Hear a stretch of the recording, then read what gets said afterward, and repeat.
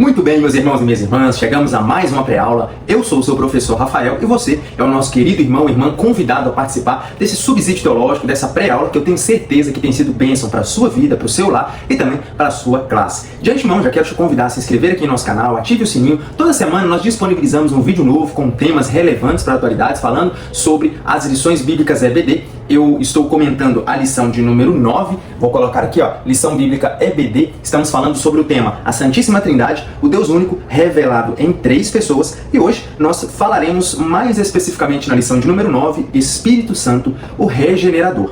Lembrando que na semana passada, na aula passada, nós falamos sobre a introdução do Deus Espírito Santo. Nós já comentamos aqui sobre a primeira pessoa da Trindade, o Deus Pai, tivemos 3, 4 aulas. Falamos também sobre a segunda pessoa da Trindade, o Deus Filho, Jesus Cristo.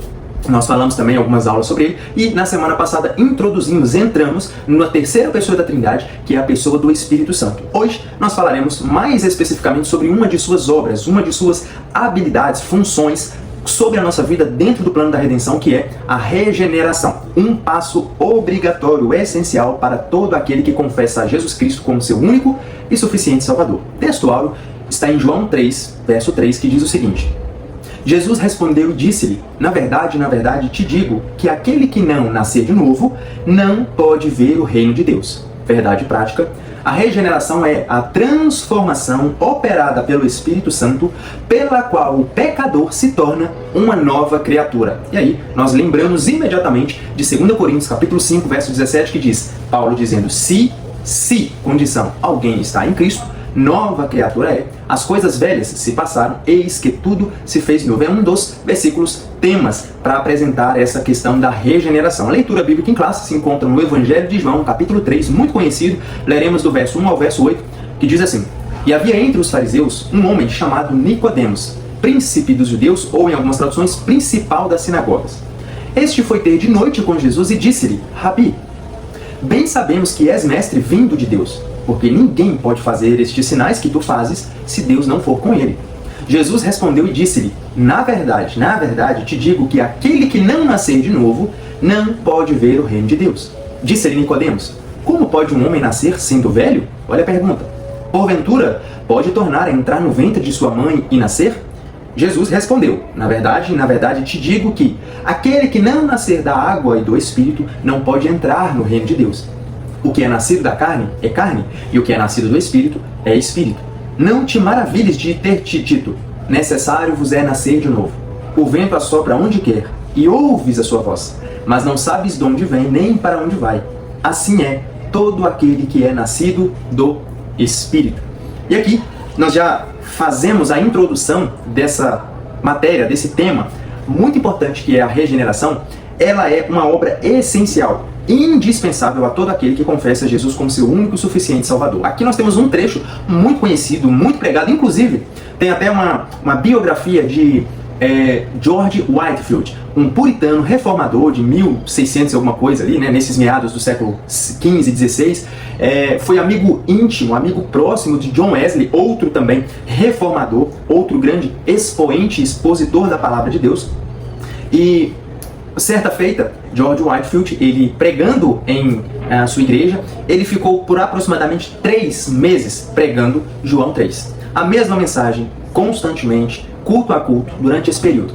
E aí chegou um determinado momento que os anciãos, os líderes da igreja, né, as pessoas da igreja de renome, questionaram George Whitefield e disseram: Whitefield, você não tem outra palavra? Será que você não está sendo iluminado, revelado, instruído? Você não está tendo outro versículo para pregar? Você só prega João 3? E a resposta de George Whitefield foi sensacional. Obviamente, ele estava sob o direcionamento do Espírito. Ele respondeu e disse: quando vocês nascerem de novo, eu mudo o texto. O que é que isso quer dizer? O novo nascimento é algo fundamental, é básico para todo cristão, todo aquele que crê em Jesus, que o confessa como o único e suficiente Salvador. Impossível é entrarmos no reino de Deus se não nascermos de novo. É sobre esse tema, é sobre esse texto que nós iremos aprofundar o nosso conhecimento nessa aula. Lembrando que aqui Jesus está tendo uma conversa frente a frente, uma conversa franca com um dos principais líderes religiosos daquele tempo.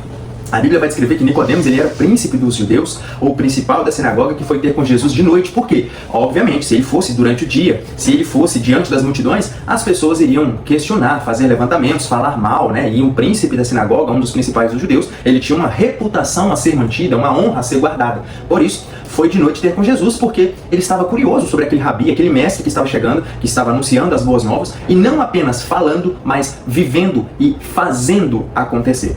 E uma das coisas que eu coloco aqui como curiosidade, talvez você já se perguntou, por que Jesus responde na verdade, como se fosse uma dupla afirmação? De fato, pode até soar estranho falar, mas por que ele não falou na verdade, eu te falo, eu te digo, né? E ele reforça duas vezes essa afirmação. É muito comum nas línguas antigas, principalmente no hebraico, quando um nome ou uma palavra está sendo duplamente mencionado, quer dizer o seguinte, ó, isso é extremamente verdadeiro. É como se fosse uma verdade sendo confirmada por ela mesma. É uma dupla verdade. Olha, na verdade te digo, quem não nascer do Espírito não pode entrar no reino de Deus. Jesus está dizendo assim, olha, é indispensável, não tem meio termo, não tem atalho, não tem formas alternativas de você entrar no reino.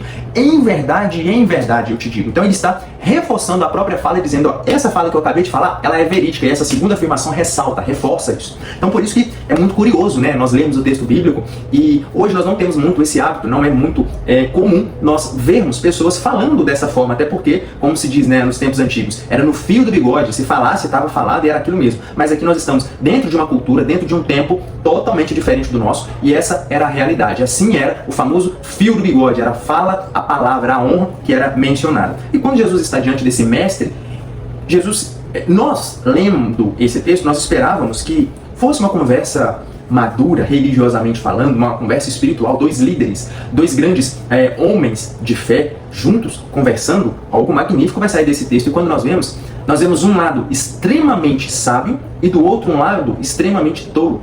Nós vemos como que aquele que é nascido do Espírito, como o próprio Jesus disse, o vento sopra onde quer, ele ouve a sua voz, mas não sabe de onde vem nem para onde vai. Assim é todo aquele que é nascido do Espírito. É uma pessoa guiada pelos passos, direcionado pelos passos de Deus. Enquanto o homem que é ligado é apenas direcionado pela religião, pela filosofia, pela teologia, pelas doutrinas, pelos dogmas, por coisas humanas, méritos humanos, ele é fútil, ele é fraco, ele é tolo. E esse é o que o texto nos mostra. Nós vamos adentrar um pouquinho mais. E aí já no comecinho, nós vemos que essa é uma obra. A obra da regeneração é indispensável à salvação. Existe o que é chamado dentro da teologia sistemática, uma matéria chamada de soteriologia. A soteriologia nada mais é do que o estudo da salvação, do processo de salvação. E no processo de salvação, ao estudarmos as Escrituras, né, lemos de Gênesis a Apocalipse, os 66 livros, nós encontramos os passos da salvação, a forma que Deus, dentro desse tempo, dentro dessa esfera, no plano de redenção, no plano salvífico, ele estipulou uma ordem para que nós pudéssemos ser salvos. Isso, como é um termo latino, essa ordem da salvação, passos da salvação, é do termo ordo salutis, que quer dizer exatamente a ordem da salvação. Eu vou colocar aqui para os irmãos apenas como curiosidade, depois vocês pesquisem, talvez você já tenha esse conhecimento, né, já fez aí teologia, já estudou, pelo menos não a teologia completa, mas pelo menos a soteriologia, por curiosidade, ou porque encontrou algum artigo, algum assunto sobre isso, ou leu algum livro, é muito interessante, porque isso nos mostra como Deus é um Deus realmente, como diz lá em 1 Coríntios 14, de ordem e decência. Ele tem toda uma lógica, todo um raciocínio para que nós pudéssemos agir de acordo com a sua vontade. Não tem como você pular, aceitei Jesus agora, já estou lá na santificação, lá em cima, já fui adotado, já pulei os passos da escada. Não tem como, falando de fé, falando de escalada de salvação, não tem como você pular etapas. Tem um processo racional, lógico, humano, uma ordem a ser seguida. Então, a ordem que eu vou colocar aqui não é a ordem cronológica dos fatos, mas sim a ordem lógica, para você entender, caro irmão e irmã. Vai chegar a determinado momento que no processo de salvação tem alguns desses eventos que acontecem simultaneamente. Por exemplo, na regeneração, no momento em que o homem ele crê e ele se arrepende, confessa, naquele momento ele é regenerado, ele é justificado, ele é adotado, tudo simultaneamente. Mas enfim, só um passo de cada vez, vamos entender o processo. A lógica da ordo salutis, do processo de salvação é, primeiro, eleição, segundo, chamado, terceiro, regeneração, quarto, fé e arrependimento, quinto, justificação, sexto, adoção, sétimo, santificação, oitavo, perseverança e nono, glorificação. Desses 9 passos da salvação, né, foi uma forma eletiva aqui que eu coloquei apenas para os irmãos terem essa informação, 2 aconteceram fora do tempo e eles são um processo que não, digamos assim, não depende nada do ser humano, que é a eleição que Deus nos elegeu antes da fundação do mundo. Eu não pedi para ser escolhido, simplesmente o amor soberano de Deus me escolheu. E segundo, a glorificação, que não acontecerá nesse plano terreno, nessa esfera material, enquanto eu estiver vivo aqui nessa carne, mas sim quando o nosso corpo for glorificado. Os outros 7 passos, sim, são passos que acontecem enquanto estamos aqui, nessa terra, nessa matéria, nesse corpo, nesse tempo, que é o chamado, a regeneração, fé, arrependimento, justificação, adoção, santificação e a perseverança. São 7 esses os passos. Então vamos lá. Aqui já no primeiro ponto nós falaremos sobre a regeneração, uma obra trinitária, ou seja, a obra da regeneração, ela é uma obra completa, perfeitamente operada por Deus. E aqui Deus, nós estamos falando das 3 pessoas. Tem o passo em que o Pai arquitetou, planejou o plano de salvação, o Filho veio e executou esse plano de salvação e o Espírito aplicou esse plano de salvação sobre a nossa vida. Então, a doutrina bíblica da regeneração, aqui no texto de João 3, nós vamos ler 2 textos gregos, genete anoten, que quer dizer o seguinte: genete, ser gerado, nascer de novo, ou simplesmente nascer, e o termo grego anoten, o verbo grego anoten, significa do alto, de cima, de novo. Então, a expressão genete anoten significa ser gerado do alto, nascer de novo, ou nascer do alto. Algumas versões, se não me falha a memória, Almeida Revista Corrigida coloca como nascido do alto, ou nascer do alto, porque é o que a expressão realmente diz. Não é um nascimento natural, humano, terreno, como nós o conhecemos, mas é um nascimento espiritual, uma geração, ser gerado do alto. Então isso é explicado em João 3, verso 5. João capítulo 3, verso 5, Jesus diz: na verdade, te digo que aquele que não nascer da água e do Espírito não pode entrar no reino de Deus. E aqui, mais um complemento, uma curiosidade. Eu mencionei na aula passada para os irmãos, nós falamos sobre os símbolos, as imagens, as figuras de linguagem que são atribuídas ao Espírito Santo, e 2 delas estão aqui nesse texto: água e vento, que são atribuições de figuras de linguagem sobre o que o Espírito realmente faz. A água significa lavagem, limpeza, pureza, e o Espírito significa a liberdade que ele tem de agir sobre a nossa vida sem mérito nenhum, sem permissão nenhuma. Eu preciso da sua permissão para poder agir sobre a sua vida. Não, a partir do momento que nós demos lugar, nascemos de novo, o Espírito é livre para operar em nós o processo de salvação, regeneração.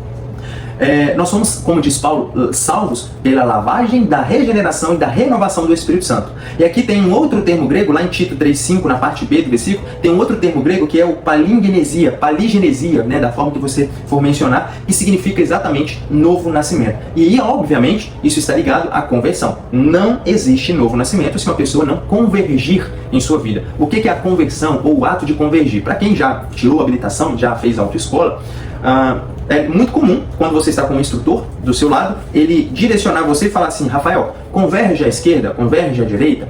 Isso quer dizer que nós estamos indo reto e ele pede para que nós mudemos de direção. Então, eu estou indo aqui adiante, à frente, e ele fala, converge à esquerda, e eu simplesmente faço a conversão à esquerda, ou seja, eu mudei a minha rota, eu mudei a minha direção. Na cristandade, na religião cristã, o termo de conversão significa exatamente isso. Nós estávamos caminhando a passos largos para a perdição, e em algum momento, nesse caminhar a passos largos, nós fomos chamados por Deus, através do Espírito Santo, e nós ouvimos a sua direção, ouvimos a sua instrução e convergimos, ou seja, mudamos a nossa rota. Esse é o processo de conversão, é o processo que acontece na vida de todo aquele que é nascido de novo, de todo verdadeiro, genuíno cristão.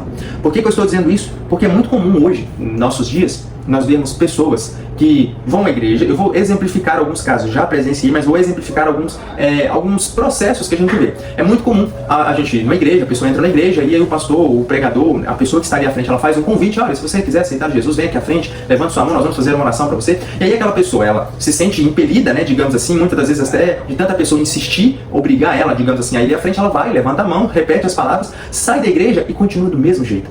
Hoje nós estamos numa onda de artistas, influenciadores, pessoas de renome da sociedade, indo para igrejas, e aí chega lá, fazem batismo, tudo é filmado, postado nas redes, aquela coisa toda, Chega muitas pessoas novas no seu perfil, porque agora atrai um público novo, que não era o seu público originário.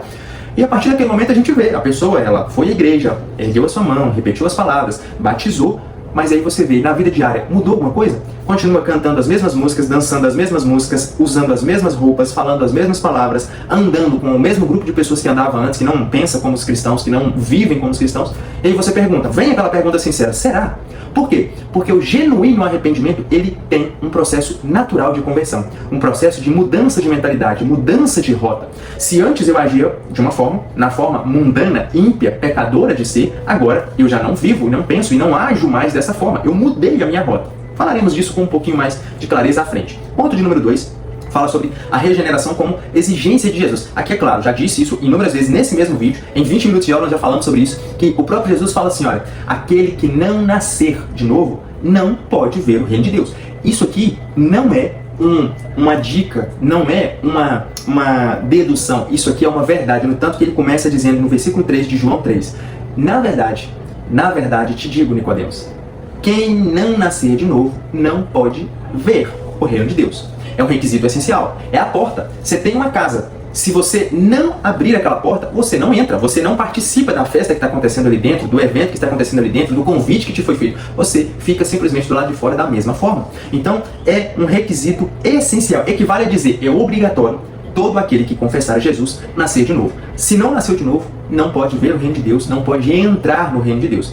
Isso é um requisito obrigatório. Grave isso no seu coração. Caro irmão ou irmã, se por algum motivo, razão, circunstância, você está frequentando igrejas, mas no seu dia a dia, isso é uma pergunta pessoal, para mim e para você, uma pergunta íntima, que você tem que se responder. Se você frequenta a igreja e você faz coisas que você sabe que não condizem com aquilo que você prega, vive, ou a forma que você acredita que deveria, algo de errado não está certo. Isso é a sua consciência dizendo, você precisa mudar. Isso é o Espírito te convencendo, você está em pecado, você precisa de ter uma conversão, você precisa de nascer de novo. Já viu aquela pessoa que ela passa anos na igreja, e aí muitas das vezes, né, a gente vê muito isso hoje, ele sai da igreja falando mal da igreja, nada, era isso, falava mal, acontecia isso, aquilo. A pessoa nunca esteve ligada, ela até chegou na porta, mas ela nunca abriu essa porta e entrou. Ela nunca de fato desejou, ou decidiu, melhor dizendo, ela nunca decidiu adentrar. Por causa disso, ela passa anos vivendo da mesma forma, não tendo experiência, não vendo nada, não sentindo nada, não tendo mudança nenhuma, sai, fala mal, age e continua vivendo a sua vida normalmente, como se tipo, não, eu saí da igreja, mas nada mudou, tá, irmão? Eu só não estou frequentando a igreja, eu só não estou participando dos cultos, mas eu sou cristão aqui fora, eu assisto vídeos na internet, vejo ali alguns assuntos. Não existe isso. Reino de Deus.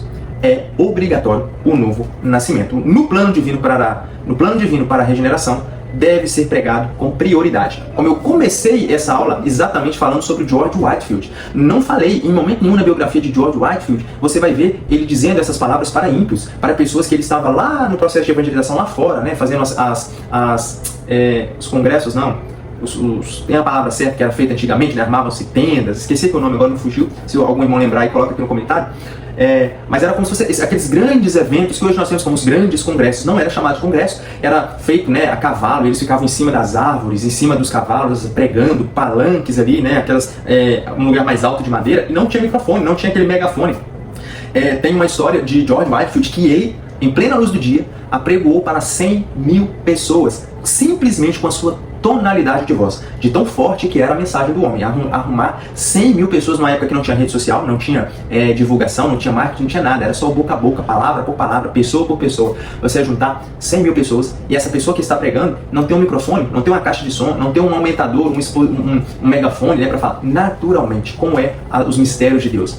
Então, nós vemos que George Whitefield é um exemplo que nós estamos mencionando aqui. Ele em momento nenhum disse essas palavras de que eu só vou parar quando vocês nascerem de novo para ímpios. Ele estava pregando dentro de uma igreja, dentro da sua igreja, e ali havia pessoas que não haviam convertido, nascido de novo. E por isso, ele com prioridade começou a anunciar, porque se eu amo meu irmão, se eu prego o evangelho, é de forma essencial que eu anuncie a regeneração. É um dos processos da salvação. Como eu vou garantir, como eu vou assegurar uma pessoa que ela está salva se ela não mudou, se ela não progride na sua vida cristã? Obviamente não sou eu que asseguro, tá? Eu estou querendo dizer o seguinte, lendo os livros de João, as cartas de João, nós vemos que existe sim uma segurança para aquele que vive em Deus. Mas se a pessoa não sabe que ela precisa mudar de vida, ela vai viver a vida achando que não, eu aceitei, levantei minha mão, repeti as palavras, fiz ali o ritual, que é normal, mas eu já estou salvo. Mas errado, porque não tem sido prioridade a pregação do processo de regeneração. Hoje em dia, 3 coisas que estão extintas da maioria dos cultos. Obviamente, caro irmão e irmã, aqui não é regra, não é generalizando. Existe sim as igrejas que pregam sobre esses temas, mas 3 temas são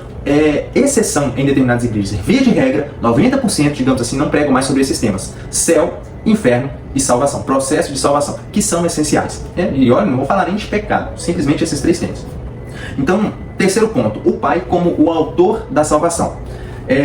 A regeneração, o novo nascimento, ela tem a sua origem no plano eterno e soberano do Deus Pai. Nós lemos aqui Efésios, capítulo 1, versículo 4, vamos fazer a leitura de novo. Olha o que diz esse texto de Paulo aos cristãos ali em Éfeso. Olha o que ele diz. Efésios, capítulo de número 1, versículo de número 4 diz: porquanto Deus nos escolheu nele antes da criação do mundo para sermos santos e irrepreensíveis em sua presença. Quando que nós fomos escolhidos? Antes da criação do mundo, ou seja, antes mesmo de nós nascermos, já havia um plano de redenção para nós, já havia um plano salvífico para nós. O Ordo Salutos já havia sido planejado, estipulado estrategicamente para que nós pudéssemos retornar ao abraço, à presença do Pai, à presença de Deus. Esse amor divino, que é a fonte primária da salvação, não é condicionado aos méritos humanos, não é oferecido por causa dos nossos títulos, das nossas condições financeiramente falando, da nossa posição social, não. Simplesmente oferecido gratuitamente pela graça divina mediante a fé. Eu não tenho que fazer nada, eu não tenho que praticar nada para que o processo de salvação seja iniciado na minha vida. Eu só preciso fazer uma coisa, e é um passo mais difícil, que é o passo de fé. É o passo que você tem que acreditar que Jesus é o Filho de Deus. Ele veio, encarnou para viver como eu e você, nesse plano terreno, nesse tempo, nessa carne, nesse mundo que jaz no maligno, sofrendo todas as tentações, as mesmas tentações, e ainda assim, sem pecar, viveu, morreu, ressuscitou e hoje possibilitou para que eu e você, caro irmão e irmã, pudéssemos entrar na presença de Deus. Esse é o passo prioritário, é o passo de fé. Como diz Paulo em Atos 16:31, crê no Senhor Jesus Cristo e será salvo, tu e a tua casa.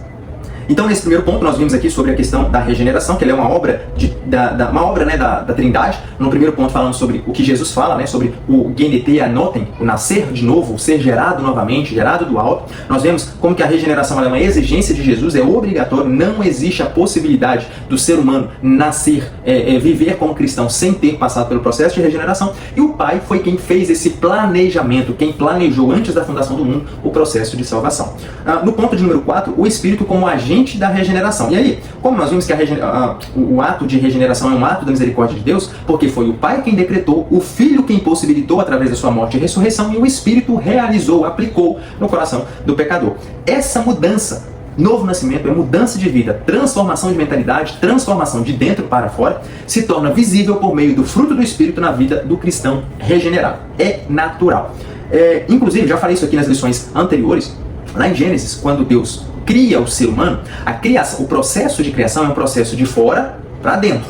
Por exemplo, lá em Gênesis capítulo 2, Deus vai dizer o seguinte: pegou o barro, modelou o barro, formou o ser humano do barro, assoprou em suas narinas o fôlego de vida e ele passou a ser alma vivente, ou seja, corpo, alma e espírito.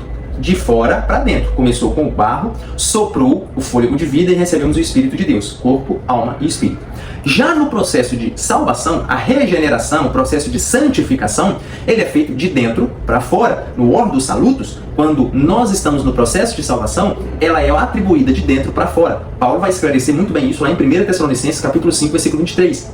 Que ele diz: o mesmo Deus de paz vos santifica em tudo, ou vos santifica integralmente, espírito, alma e corpo. Ele começa a numerar ou a marcar o processo de dentro para fora, porque de fato o processo de salvação ele não acontece de fora para dentro, ele acontece de dentro para fora. Se eu não mudar a minha mentalidade, eu posso mudar de roupa, eu posso mudar meu linguajar, eu posso mudar meus hábitos, eu posso mudar a minha forma de me portar numa sociedade, mas interiormente eu estou como sepulcro caiado, como os fariseus, morto por dentro. Por fora tá até bonitinho, né? O exemplo que Jesus dá lá, fazendo a comparação em Mateus 23, de que os fariseus eles eram como sepulcros caiados. O que era isso? Era uma prática comum ali em Israel, de que lá nos cemitérios, né, devido à chuva, devido aos ventos, devido à terra, né, às mudanças climáticas, as lápides das pessoas que morriam, elas iam, e é o processo natural, elas iam dando lodo, ficando velhas, quebradas, elas ficavam descoloridas. E aí o que acontecia?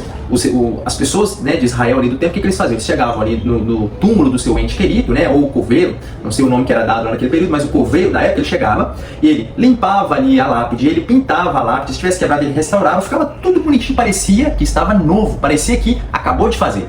Mas aí Jesus fala: vocês estão como sepulcros caiados. Por fora, vocês até parecem ser cristãos. Por fora, vocês até parecem servir a Deus. Mas por dentro de vocês está morto. E de fato era um sepulcro caiado. Por fora você consegue pintar, você consegue fazer uma obra nova, limpar e tudo fica bonitinho. Mas quem está ali dentro está morto. Já não tem mais vida. Está só o pó, só o osso. E assim é aquele que apenas vive a transformação de fora para dentro. Se não mudar internamente, nada muda exteriormente. Amém, meus irmãos e minhas irmãs? Já quero aproveitar, se você tem gostado dos nossos conteúdos, dessas pré-aulas, curta aqui esse vídeo para que o YouTube entenda que isso é relevante para você e também compartilhe com os irmãos e as irmãs nas redes sociais. Clique aí no botãozinho de compartilhar, manda nos grupos, manda nas suas redes para que mais pessoas possam ter acesso a essa pré-aula, né? Possam se preparar para as suas aulas, ou às vezes o irmão ou a irmã não consegue ir na escola dominical, ele tem ali acesso à internet pelo celular, pela televisão, pelo computador, notebook, ele consegue assistir essas pré-aulas e será abençoado, enriquecer a mente dele, a vida dele, para que todos possam chegar ao pleno conhecimento do nosso Senhor. Ponto de número 2.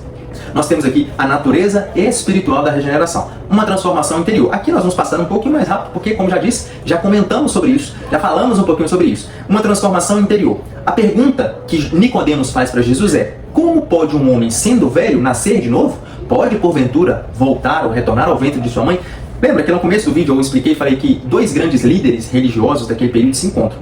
Automaticamente, se disserem assim, olha, dois grandes filósofos, dois grandes anciãos, dois grandes homens sábios, monges, eles vão se encontrar, as pessoas ficam na expectativa de que o assunto, os temas, os tópicos abordados por essas duas figuras ilustres que estão se encontrando, seriam tópicos relevantes. Eles vão tratar sobre temas da curiosidade, respondendo perguntas que a humanidade questiona há séculos. Automaticamente nós pensamos isso. E quando nós chegamos, né, o leitor chega ali em João capítulo 3, e ele não conhece o texto bíblico, não conhece a história, ele começa a ler ali que de certa noite um dos príncipes dos fariseus, do príncipe dos judeus, chegou-se até Jesus. Você imagina, opa, o assunto é que agora vai pegar fogo, nós vamos ver temas importantíssimos da época. E aí você se frustra na leitura do texto, não por parte do texto, mas por parte de uma das figuras que ali está. Porque um homem velho, príncipe da sinagoga, um religioso de renome, pergunta para Jesus, olha a pergunta que ele faz: como pode um homem, sendo velho, nascer? Pode, porventura, retornar ao ventre de sua mãe e nascer de novo? Existe a possibilidade, humanamente falando, você já viu um homem barbado, velho, adolescente, adulto, ou até mesmo uma criança já nascida, voltar para o ventre de sua mãe e nascer de novo? Impossível isso acontecer naturalmente. Mas essa foi a pergunta que um homem fez. Eu não estou dizendo que é errado ele fazer essa pergunta. Eu não estou dizendo que ele foi incorreto em fazer essa pergunta. Porque talvez eu e você poderíamos fazer essa pergunta. Mas o grande questionamento é, o próprio Jesus fala isso para Nicodemos, fala assim: Nicodemos, como um homem tão influente, como um homem que se julga tão sábio dentro da cultura, dentro da tradição, dentro da lei, me faz essas perguntas? Como você me pergunta se um homem velho pode entrar no ventre da mãe e nascer de novo, Nicodemos? Não é natural isso, não é possível isso, isso é impossível. Não é impossível para Deus, mas naturalmente, da ordem de processo lógico, isso é impossível. Mas não é impossível nascer do Espírito, nascer do alto, o Genetem, anotem, não é possível ser gerado de novo.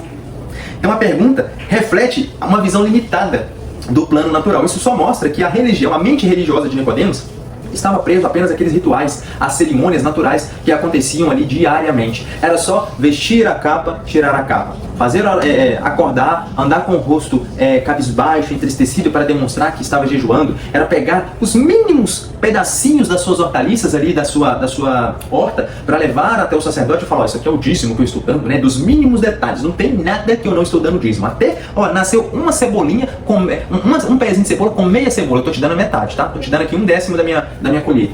Era só externo, era só cerimônia, era só ritual. Mas legalmente falando, logicamente falando, essas perguntas não eram perguntadas, não eram ensinadas, não eram respondidas. E aí vem Jesus e faz essa afirmativa. Logicamente, a mente religiosa daquele tempo estava preso apenas à lógica humana, apenas à letra, apenas à lei, apenas a méritos humanos de religião, de cerimonialismo, de ritualismo, para alcançar o processo de salvação. E aí nós vemos, né, lá em Isaías 64, dizendo que as nossas melhores obras, você pode ser o marido exemplar, o funcionário do ano, você pode ser exemplar na sociedade, mas essa sua melhor obra, para Deus, é considerado como um trapo de imundícia, é considerado como nada. Ou seja, não importa o que eu faço, a melhor obra que eu possa produzir não produzirá nada, nem impressionará Deus.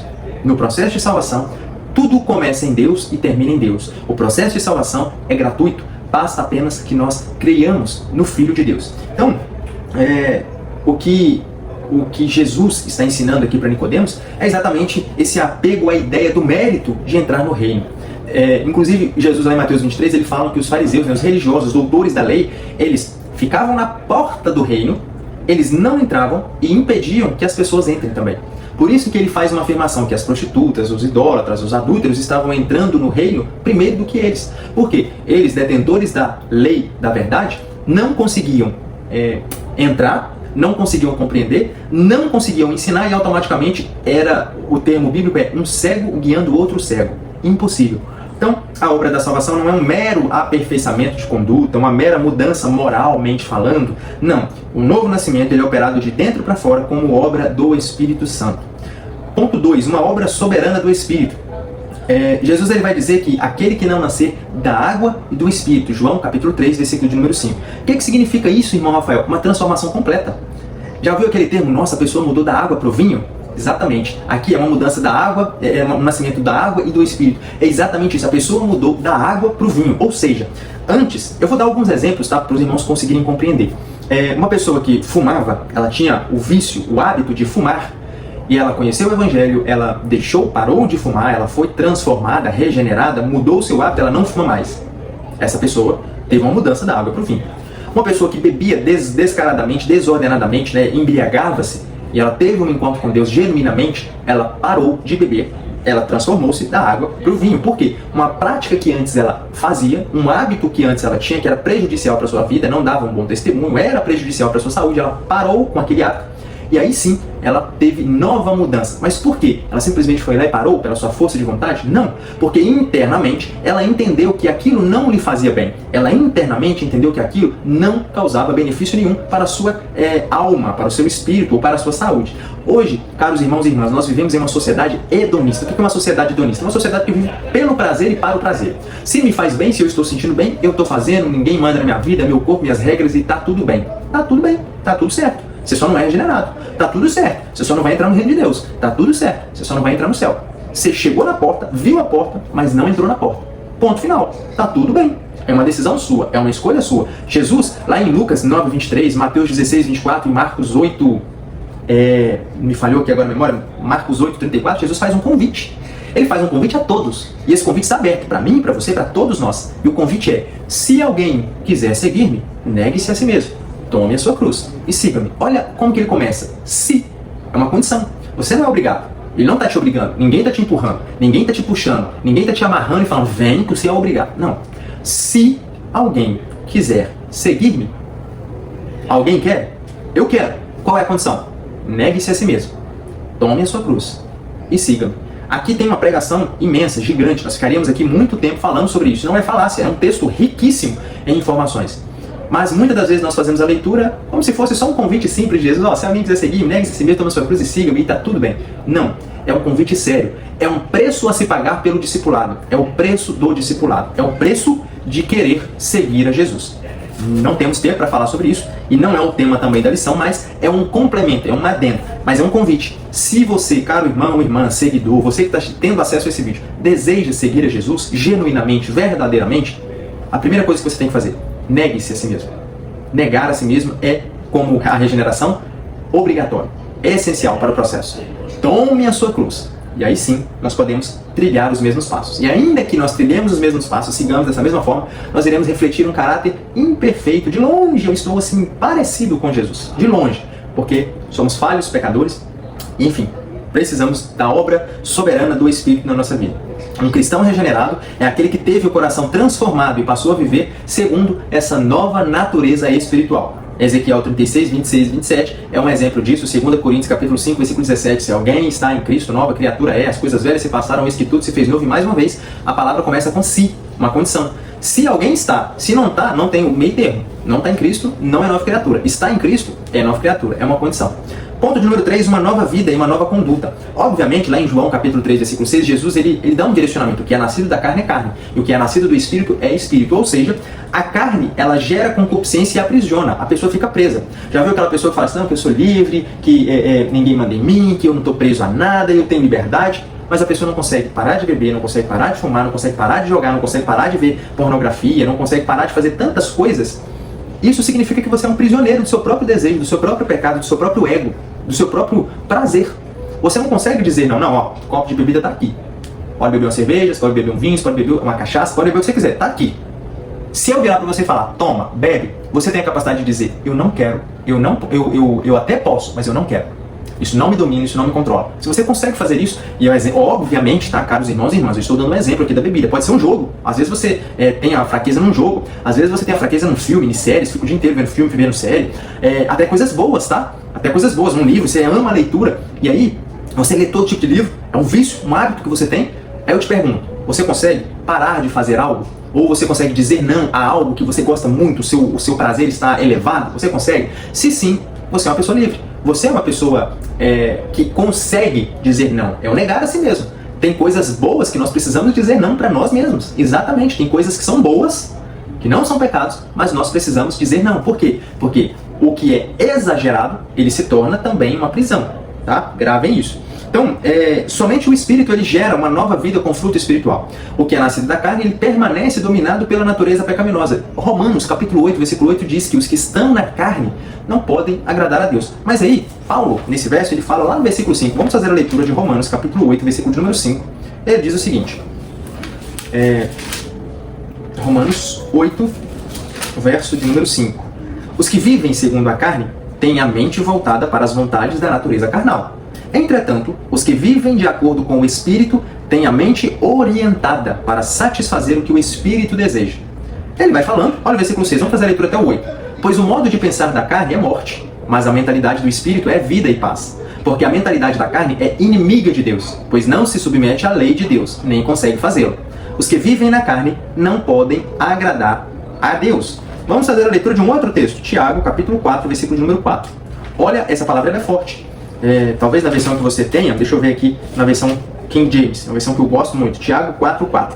Talvez você tenha uma versão que diz adúlteros e adúlteras. A minha versão diz assim também, adúlteros, ou seja, pessoas que estão dizendo que amam a Deus, mas estão dormindo, coabitando, vivendo de acordo com a carne, com a natureza pecaminosa, com os deuses deste mundo. Idólatra, adúltero, é uma pessoa que não é fiel. E olha a palavra, é fortíssima, adúlteros.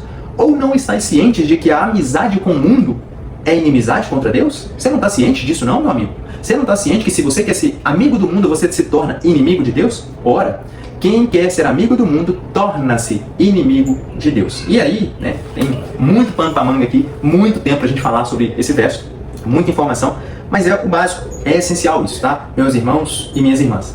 Último ponto aí, o último tópico, sinais do novo nascimento. E aqui a gente entra, de fato, no que é evidenciado na pessoa que é regenerada, na pessoa que tem a nova vida em Deus. Primeiro ponto, ele é justificado pela fé. O que é a justificação pela fé? É o processo, nós falamos aqui no processo de Ordo Salutis, a eleição, o chamado, a fé e o arrependimento, a regeneração e a justificação. Aí tem a adoção, santificação, perseverança e glorificação. A justificação nada mais é do que você estava culpado, você estava devendo a Deus. Por causa do seu pecado, o salário é a morte. Por causa do seu pecado, você transgrediu as leis de Deus e você foi considerado culpado. Porém, no dia do seu tribunal, no dia do julgamento, chegou uma pessoa e falou assim, olha, eu vim pagar o pecado dele. Eu vou cumprir a pena no lugar dele. A dívida que ele tem, considera perdoada e atribui a mim. Foi o que Jesus fez conosco. Nesse momento, nesse ato de fé e arrependimento e regeneração, nós somos justificados. No momento em que eu entendo que eu sou pecador, que eu preciso mudar a minha vida, que eu estou indo a passos largos para a perdição, que eu estou indo na contramão de Deus, que eu estou me tornando inimigo de Deus e que para mim existe um castigo eterno, separado de Deus, no momento que eu entendo isso, e eu também compreendo que só Jesus é o único caminho para acessar a presença do Pai, para conseguir receber esse perdão, e eu sou recebido por Ele, nesse momento nós somos justificados. Jesus me substitui nesse processo de culpa, Ele recebeu o castigo e eu recebo o perdão. Nesse receber o perdão, não há mais nada que eu devo a Deus. Nesse momento eu sou justificado. Nesse momento eu sou considerado justo. Eu recebo um selo, o Espírito Santo me selando, dizendo, esse aqui é justo, propriedade pertencente de Deus, e a partir de agora ele não deve mais nada. Ele está limpo, ficha limpa. Como diz Colossenses, Paulo falando que Jesus ele apregoou a carta de dívida, ele rasgou, ele pagou a nossa dívida, a nossa carta. E nesse momento eu sou justificado. Romanos vai falar muito sobre isso. Romanos capítulo 5 fala muito sobre a justificação do cristão. Então o crente ele não é apenas perdoado, mas ele também é declarado justo diante de Deus. É declarado justo diante de Deus. O que isso quer dizer? Absolvido da culpa, da punição e da condenação do pecado. Romanos capítulo 4, versículos 7 e 8. A justificação, portanto, ela não acontece simplesmente porque eu quero que aconteça. É um dos processos, um dos passos no processo de salvação. Então, meu irmão, minha irmã, nós precisamos entender esse Ordo Salutis, nós precisamos entender, estudar sobre o processo de salvação para nós não sermos enganados. Infelizmente, muitas são as pessoas que acreditam, pegam até aquele termo, uma vez salvo, salvo para sempre, porque repetem apenas como um papagaio, aí eles falam assim, uma vez salvo, salvo para sempre, acabou a minha vida. Eu acredito, uma vez salvo, salvo para sempre, mas o genuíno cristão, o verdadeiro cristão, aquele que constantemente constantemente está perseverando a perseverança dos santos, ele está buscando a santificação, ele está buscando viver uma vida com Deus, agradando a Deus. Então, as pessoas que simplesmente repetem esse termo e falam assim, não, uma vez salvo, salvo para sempre, acabou, estou cruzando os meus braços aqui e agora eu não preciso fazer mais nada, acabou, já estou salvo e vamos viver a vida. Erradíssimo. Por esse grupo de pessoas e por esse tipo de pensamento é que o processo de salvação ele precisa ser explicado. Porque tem sim a parte de Deus no processo de salvação. A eleição, o chamado, a fé são passos que Deus direciona a nós, que estávamos mortos em nossos delitos e pecados, mas tem passos, o arrependimento, por exemplo, não depende de Deus, depende de mim. Eu é que preciso me arrepender, eu é que preciso mudar a minha mentalidade e entender, eu realmente pequei contra Deus. Como diz o filho pródigo, pequei contra os céus e contra ti. Como diz o salmista Asaf no Salmo 73, pequei contra os céus e pequei contra ti. A quem tenho eu no céu, senão somente a ti? Então, a regeneração, a santificação, a perseverança são passos que dependem de mim. Obviamente, eu tenho ajuda a partir do momento em que eu fui regenerado do Espírito Santo, mas são passos que eu preciso também trabalhar para que eu continue tendo a mudança de mentalidade, a mudança interior, a mudança de caráter, de vida, para que assim eu possa imitar os passos de Cristo. Então, esse processo ele é muito importante. A vida de santificação. Já falei várias vezes, meus irmãos e minhas irmãs, sobre isso, o quão importante é nós estudarmos sobre a santificação. Infelizmente, no meio religioso, evangélico, nós vemos muitas pessoas não tem o mínimo de conhecimento sobre isso. Quando se fala sobre santificação, eles acham que você é um anjo, que você não é nem dessa terra, que você é coisa de outro mundo, que isso é falácia, que isso é um mundo fantasioso, que isso é utopia, isso é apenas sonho, isso vai ser apenas no céu. Infelizmente, nós estamos falando de servos de Deus, de pessoas que estão há anos dentro da igreja, mas nunca tiveram um verdadeiro ensinamento sobre isso. Eles imaginam que viver nessa terra em santidade é impossível. Não, meu irmão. Eu peco, todo dia eu peco, como que eu posso ser santo? É até engraçado, mas é realidade. É engraçado, mas dá vontade de chorar por você saber disso. Pessoas que estão há anos e não têm o básico, não têm a necessária instrução bíblica sobre isso. Obviamente, muitos não têm interesse pelas escrituras, muitos não participam de estudos bíblicos, não participam de EBD, Escola Bíblica Dominical, não têm interesse em aprender sobre as coisas de Deus, de conversar sobre as coisas de Deus. Conversa sobre tudo e todos, menos sobre o essencial, a Bíblia, menos sobre o basilar, a sua regra de fé, o seu manual, a sua bússola. Não conseguem. Por quê? Porque não tem interesse. Então é triste, é uma realidade e por esse motivo nós estamos aqui nessa pré-aula trazendo assuntos dessa temática para poder instigar, despertar nos irmãos e nas irmãs esse interesse pelas escrituras. Isso tudo por quê? Porque nós precisamos avançar espiritualmente, maturamente, meus irmãos. Nós precisamos nos amadurecermos espiritualmente, fisicamente, como pessoas, na nossa moral, na nossa vida espiritual. Isso é a instrução bíblica, né? Passarmos a ter a mente de Cristo, exalar o cheiro de Cristo, o bom perfume de Cristo, imitar os passos de Cristo, alcançar a estatura de varão perfeito, como Cristo foi. Obviamente nós não seremos perfeitos aqui. Essa palavra, ela não significa no literal perfeição, de irrepreensível, uma pessoa impecável. Não existe isso. Enquanto vivemos presos a esse corpo, nós nos tornamos pecadores, nós somos pecadores. Mas existe sim a possibilidade de você viver nesta terra negando a si mesmo, abrindo mão de prazeres, de vontades, tudo isso obviamente com a ajuda do Espírito Santo, com a nossa mudança de mentalidade, que é o que vai mostrar, evidenciar o nosso crescimento espiritual. O fruto do Espírito é um outro grande nível de amadurecimento espiritual, que é o último ponto que nós falaremos agora, né? Um dos efeitos visíveis da regeneração é o fruto do Espírito. Amor, alegria, paz, longanimidade, benignidade, bondade, fé, mansidão e temperança. São 9 os frutos do Espírito. Eu repeti aqui, por isso que contou 10. Amor, alegria, paz, longanimidade, benignidade. 5. Bondade, fé, mansidão e temperança. São 9 os frutos do Espírito. Isso está lá em Gálatas 5, 22 e 23. E o que não é o fruto do Espírito? O fruto do Espírito não é dom espiritual. Não são frutos do Espírito. É um fruto do Espírito. É o processo que nós temos naturalmente de amadurecimento. É muito comum, e um outro ensino erradíssimo, né? Que as pessoas entendem que, não, que eu aceitei Jesus ontem e já estou com o dom espiritual X, A e B. Não existe isso. Aceitei a Jesus, existe um processo de amadurecimento, de crescimento.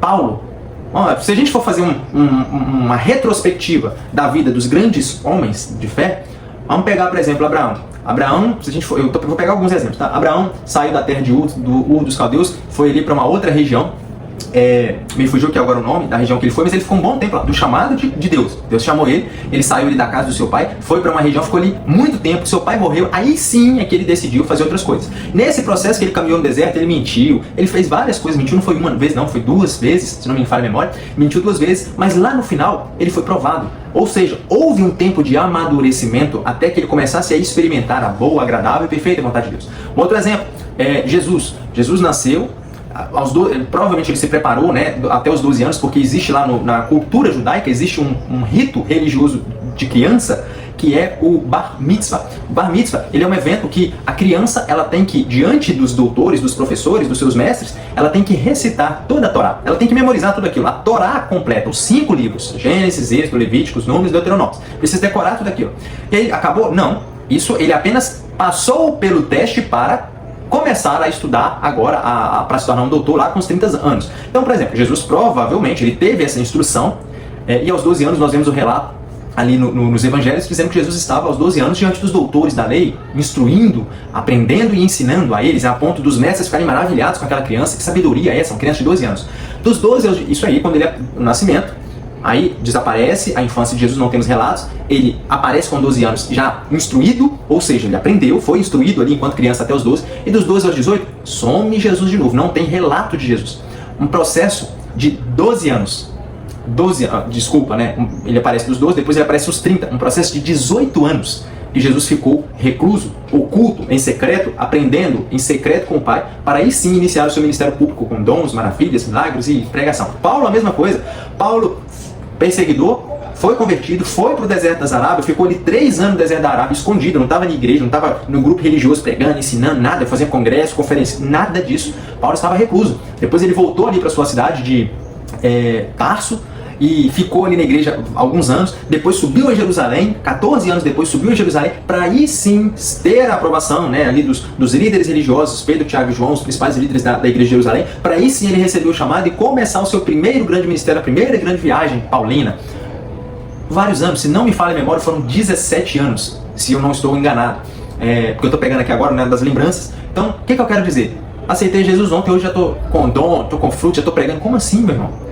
E o processo de aprendizado, e o processo de renúncia, e o processo de reclusão, de abrir mão. Olha, eu saí lá do mundão cheio de pecados, cheio de hábitos, de costumes, de práticas, e aí aceitei Jesus, agora já vesti um paletó, já estou pregando, já estou sendo consagrado diácono, já estou sendo levado nos bairros, nas outras cidades para pregar. Como assim?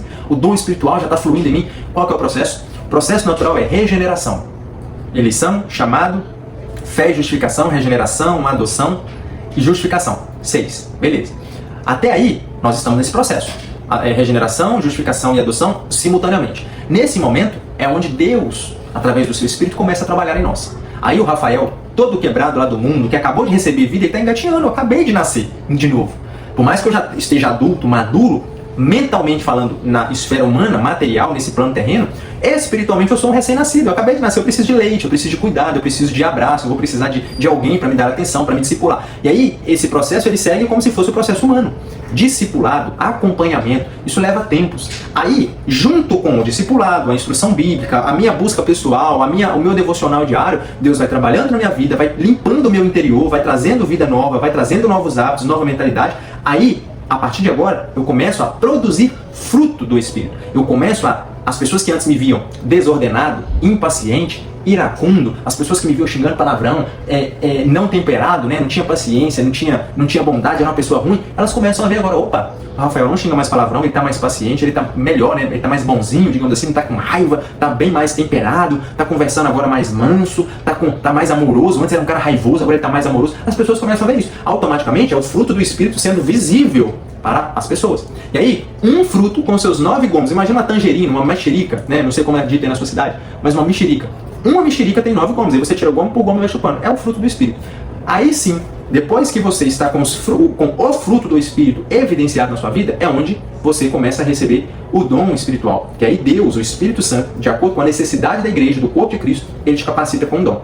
Aí você vai receber o dom ministerial, né, mestre, evangelista, pastor, mestre, evangelista, pastor, apóstolo e... esqueci aqui o outro. mas você vai receber os seus dons. O dom de falar em línguas. Aí o cara aceitou Jesus ontem, a irmã aceitou Jesus ontem, hoje já está falando em língua, mas a própria língua humana dela não foi controlada, ela continua falando mal dos irmãos, fofocando, mexericando na vizinhança, todo mundo conhece ela como fofoqueira, mas ela aceitou Jesus ontem, mas hoje já está lá falando em línguas estranhas. Como assim? Não é o processo natural das coisas. Obviamente, irmãos e irmãs, não entendam que Deus tem as suas formas de trabalhar. Já ouvi testemunhos de irmãos que eles eram extremamente viciados em álcool ou cigarro, e no processo de regeneração, o processo, digamos assim, foi algo tão maravilhoso que da noite para o dia aquela pessoa não colocou mais bebida na sua boca, não colocou mais nada na sua vida que fosse ruim. Já ouvi testemunhos assim, já tive contato com pessoas assim que realmente mudaram da noite para o dia. Mas o que eu estou dizendo são exceções. O processo natural das coisas, normalmente, é esse. Toda criança lê com 3 anos de idade? Toda criança tem a coordenação motora para tocar teclado, tocar um instrumento musical, fazer cálculos matemáticos? Não, mas existem os gênios, as exceções desse tempo. John Wesley, por exemplo, começou a ler com 3 anos de idade. A mãe dele, os 12 filhos da senhora Wesley, os 12 filhos leram cedo, porque ela colocava eles para ensinar a ler cedo. Carlos Wesley começou a ser instrumentista cedo. É comum você ter uma criança que faz isso cedo? Não. Então, o que eu quero dizer? Existem as exceções. Mas o processo lógico, racional das coisas é esse, tá, meus irmãos e minhas irmãs? Então, o fruto do Espírito é uma marca contínua, guarde essa palavra, contínua na vida do cristão. Não é algo pontual. O cara ele foi bom hoje, mas amanhã ele já estava com raiva de novo e ficou 2 dias bom, 3 dias mal. Não existe isso. Ou eu tenho ou eu não tenho, ou eu aprendi ou eu não aprendi. É uma marca. Se antes, Paulo, de perseguidor a perseguido, se antes eu perseguia, as pessoas me conheciam como perseguidor da igreja, agora as pessoas me conhecem como, aquele que antes perseguia, estão dizendo que agora ele está sendo perseguido pela fé que ele perseguia antes. Ele está proclamando a fé que ele perseguia. Mudou da água para o vinho. Dependeu de tempo, de processo, de discipulado, Barnabé ajudando. Teve o rapaz ali da rua, deixa eu abrir aqui, Atos capítulo 7. Eu esqueci que é o nome. Atos capítulo, já estamos finalizando, tá, irmãos? Fiquem tranquilos. Atos capítulo 8, depoimento de Estevão, capítulo 7, capítulo 8, já é Saulo perseguindo. Cadê? Capítulo de número 9, conversão de Paulo. Ananias, era o nome que eu queria lembrar. Ananias foi lá, instruiu Paulo, ensinou para ele, colocou as mãos nos olhos dele, ele voltou a enxergar.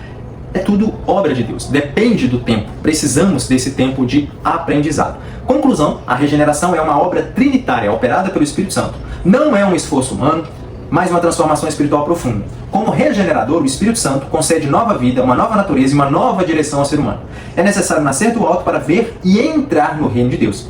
Que nós, cada cristão, deixe-se conduzir pelo Espírito e que nós possamos refletir diariamente a natureza divina que foi nos concedida, que é o novo nascimento. Inscreva-se no canal, ative o sininho, Deus abençoe sua aula e sua semana, fiquem com Deus.